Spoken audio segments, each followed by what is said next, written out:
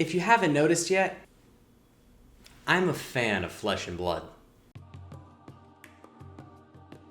Hello, you awesome gamers, and welcome to my channel. Today I'm talking about this amazing game that I love called Flesh and Blood. Fortunately, the original audio that I had recording when I was opening this box kind of failed on me a bit. So forgive me that it's not a live thing, so I'm just pre-recording this as we're going along. What is Flesh and Blood and why are you talking about it? Flesh and Blood is a hero-based, class-based trading card game, but it's very fast-paced. Reminiscent of a fighting game like Street Fighter, Super Smash Brothers, Tekken. Anyway, it's just an amazing game where the creators do a really great job of developing a fun gameplay experience. The game's been around for 5 years, so the developers have had plenty of time to learn from their mistakes, as well as make some beautiful arts. Oh yeah, and speak of the devil, here's one of those amazing Marvel cards. That's one of the chase cards of the set, one of the highest value, and I was very excited to pull this one here. An absolutely gorgeous card that I'm gonna hang on to for a little while longer.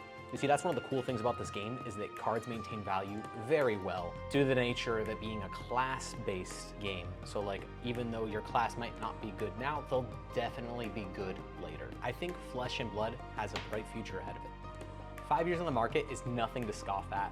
I think this game is truly gonna hit its stride over the next year. At the local armory level, they've announced gem packs which will have high value, sought after cards that you can pull just for showing up to your local weekly tournament.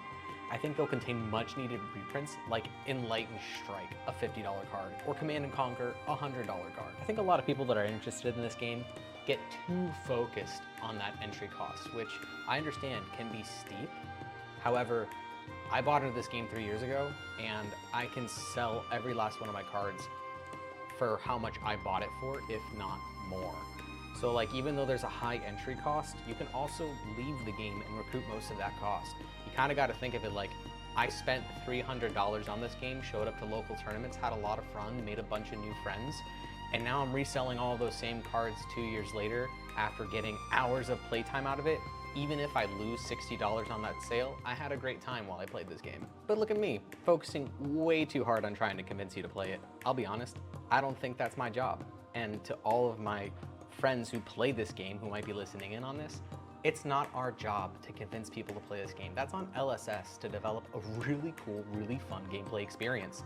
And honestly, when you sit down and play this game, the amount of fun you can have speaks for itself. All right, now let me just get to what I really want to talk about. I've got some predictions for this game going forward. So first, they've released an entire roadmap for everything that's coming next, and I genuinely believe that Dromai is coming back either in the next Armory deck or the Armory deck after that. And I have some friends that make some good points why she's not coming back then, but hear me out. We've got 10 different classes in the game right now. I think going to have one Armory deck per class, why not just give us a brand new Dromai?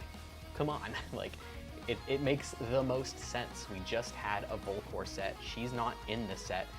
She can totally come back for the Armory deck post Volcor set. I'm gonna do a video later just specifically focusing on what I think the new Dromai is gonna look like. Small spoiler for that video, I think one key way you can play with her is to say, anytime you would make an Ash, gain an action point.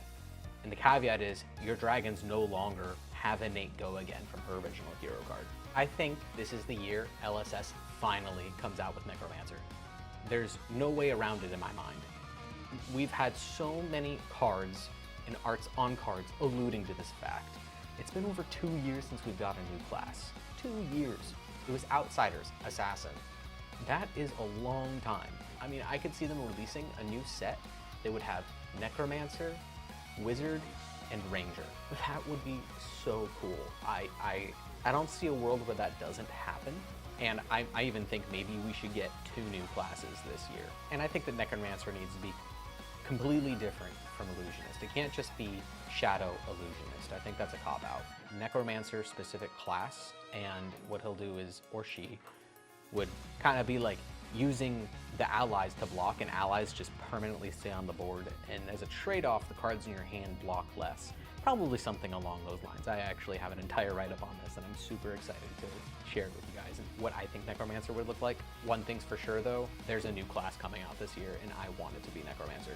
LSS has also talked about creating a phone app consolidating your entire Flesh and Blood gameplay experience into one place. I think that's a beautiful idea. And speaking of experience, I would love for them to overhaul their XP system. For those of you who don't know, anytime you play a Flesh and Blood game, you get experience points for it.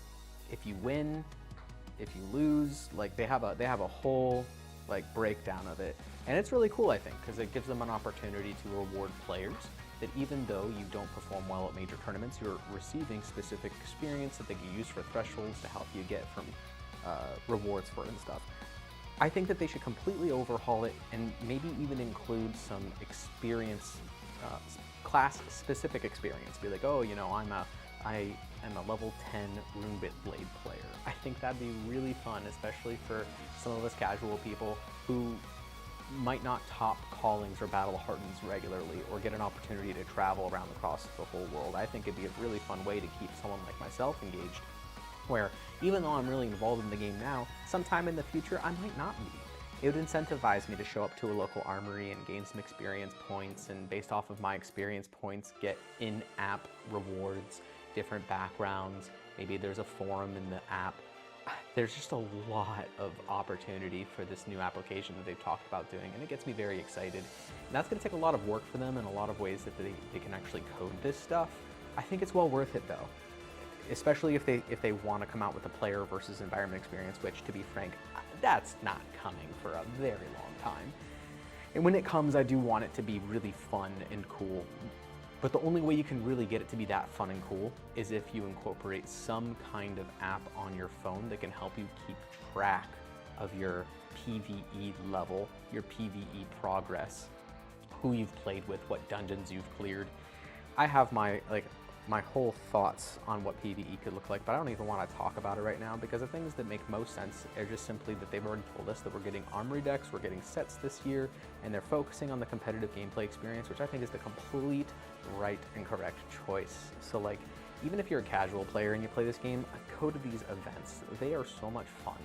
Even if you don't top them, there's a bunch of side events, and the community in this game is a great community. Lots of cool people go to these different convention centers, and you get to travel the world and see places you might have never gone before. Like, I went to Las Vegas for Nationals 2 years ago, and I've been to so many different cities across the whole world. I gotta say, Las Vegas was probably one of my top 5 cities that I've been to, and I've seen most of Europe. Yeah, I don't know, those are just kind of just some off-the-cuff thoughts that I was having about Flesh and Blood. Things I've been thinking about this game for a while now. Okay, I think I'm just gonna shut up for a few seconds here and let's just really embrace this last pack magic.